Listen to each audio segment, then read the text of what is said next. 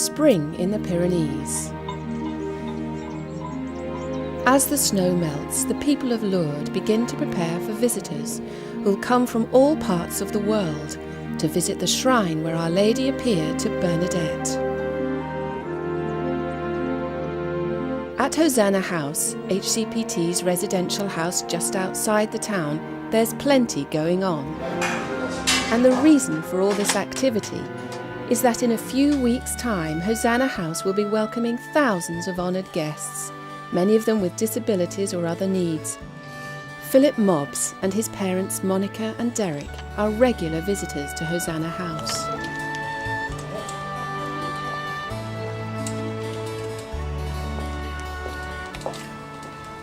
He is a wonderful child, very frustrating. Yes.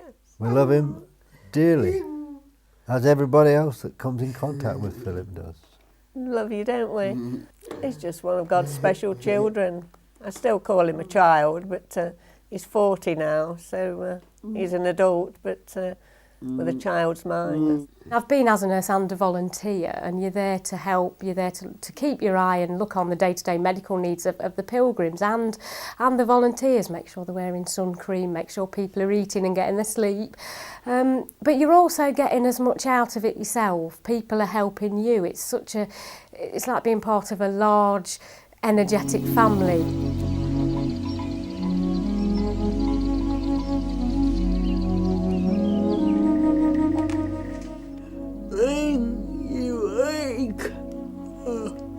In the morning, and easy, the morning, you felt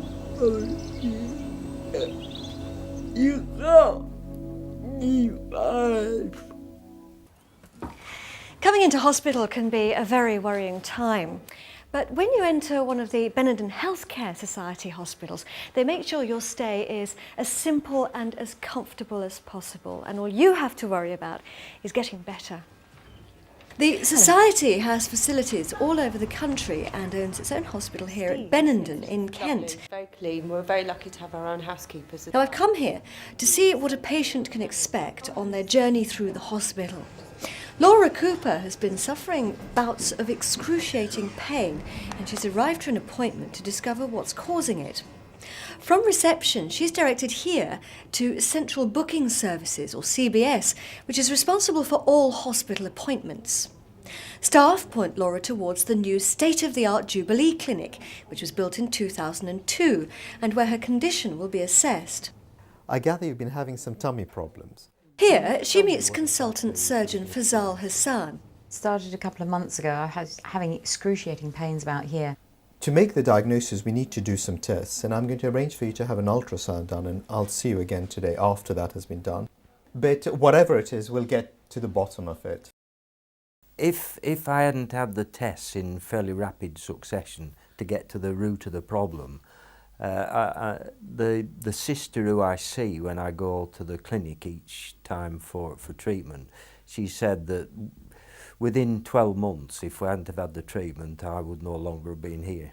It's as simple as that. And so I can genuinely say that because of the involvement of Benenden, my life has been saved. Only day before yesterday, I was playing 18 holes again. Tiger Woods, eat your heart out. My mother has also used Benenden because of her ongoing problems with her varicose veins and her kneecaps. My problem was I had a pain in my knees, and National Health take very long to go for treatment. My daughter phoned Benenden for me, and they arranged the consultant for me. I am very grateful to my daughter. She is a very good daughter. She look after me also. When the doctor first told me that I had breast cancer, the best way I can describe it is looking at his face and seeing his mouth going up and down and not really hearing any words that come out. And I just wanted out of the room and just to run away. And I think being through it with my mum, she didn't have breast cancer, but you just think of cancer as cancer, and you just think that's it. I remember going outside the office and just bursting into tears. Visitors today to the valleys of mid-Wales wait to glimpse the magnificent red kite. What they may be unaware of is the inspiring story of how it was brought back from the very edge of extinction by a small, dedicated band of enthusiasts, without whose efforts the red kite would be a distant memory. You'd have the kite hunting here, they'd be under the wind. So. One of the group fighting to save the species 20 years ago, now a patron of the Welsh Kite Trust, is Sir Michael Layton.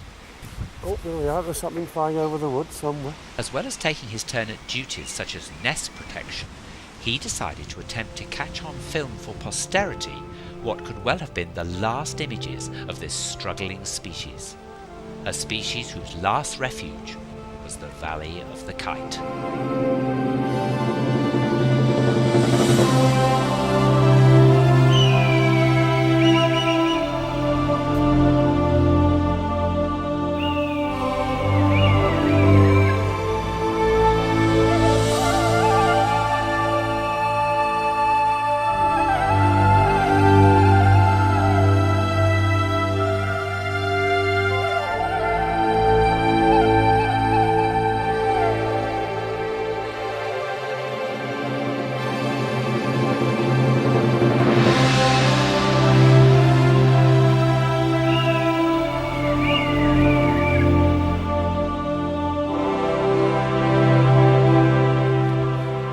Just on the top of the crest of this hill, you will see the Valley of the Kite.